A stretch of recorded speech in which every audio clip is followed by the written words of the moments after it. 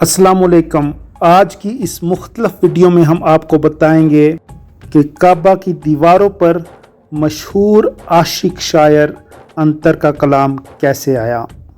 लैला और मजनू, इन दोनों को कौन नहीं जानता, मगर अंतर और अबला ने भी अरब के सहराओं में प्यार का ऐसा अफसाना लिखा जिसकी एक गवाह वो चट्टान भी है जहाँ ये दोनों मिला करते थे। अरबी का वो शायर जिसे मोहब्बत ने अदब की फील्ड में दवाम बख्शा, वो अंतर ही था।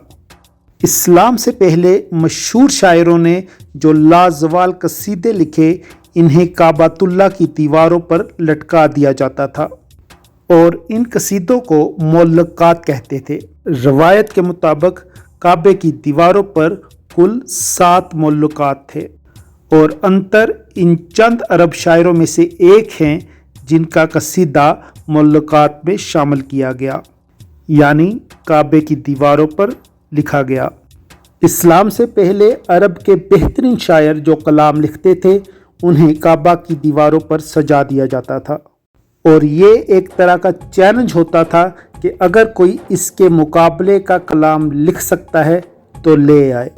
जब दौरे इस्लाम आया और मक्का फतह हुआ तो काबा और उससे मुंसलक हर शय को एक नई हुर्मत बख्शी गई। अंतर का असल नाम अंतरा बिन शद्दाद अल अबसी था, जो बहादुर और जंगजू कबीले अबस से ताल्लुक़ रखते थे। वो 525 ईस्वी में पैदा हुए और 608 ईस्वी में इंतकाल कर गए। अंतर की वालिदा एक हबशी शहजादी थी जिन्हें एक जंग के बाद कनीज़ बना दिया गया। अंतर के वालिद ने उससे निकाह तो कर लिया, मगर उसकी हैसियत शहजादियों सी ना हो सकी और उसको उसका मुकाम ना दिया जा सका। लिहाजा हबशी शक्ल सूरत के मालिक अंतर को भी मुआशरे में वो मुकाम ना मिल सका जिसके वो हकदार थे।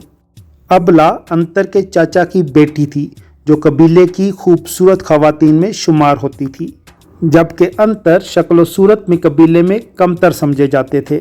मगर मशरक और मगरब मिल गए और अंतर और अबला दोनों एक दूसरे की मोहब्बत में गिरफ्तार हो गए। अंतर अपने चाचा के पास अबला का हाथ मांगने गए, मगर उन्होंने इनकार कर दिया।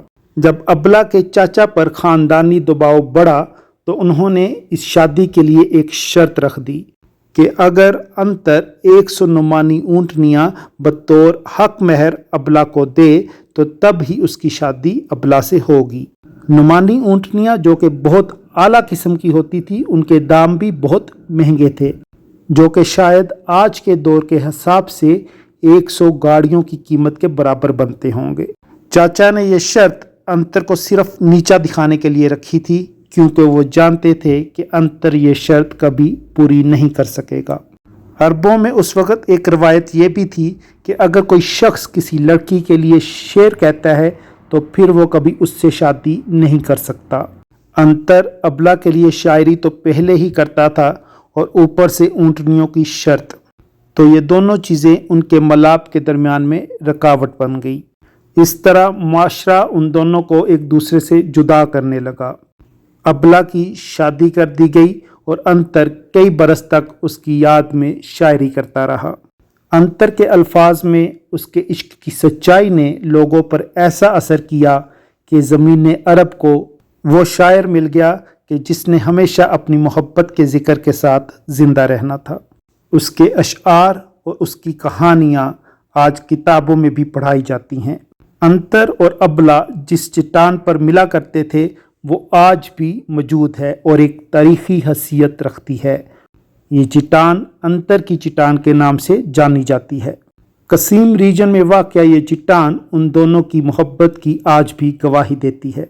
इंतहा किस्म के नज़रियाती अफराद इसे बुराई की अलामत समझते थे, इसलिए इस चट्टान की देखभाल ना हो सकी, मगर हाल ही में सऊदी महकमा सियाहत ने इस पर तज़ीनो आराइश का काम मुकम्मल करके सियाहों के लिए खोल दिया है। लाजवाल मोहब्बत की अलामत इस चट्टान के गिर्द बाड़ लगा दी गई है। वो मोहब्बत जिसे कबीले की रवायत और ऊँटनियों की कीमत के बोझ तले दफन करने की कोशिश की गई, अमर रही, जिंदा रही مگر وہ دولت اور وہ روایت صحراؤں کی دھول بن گئی۔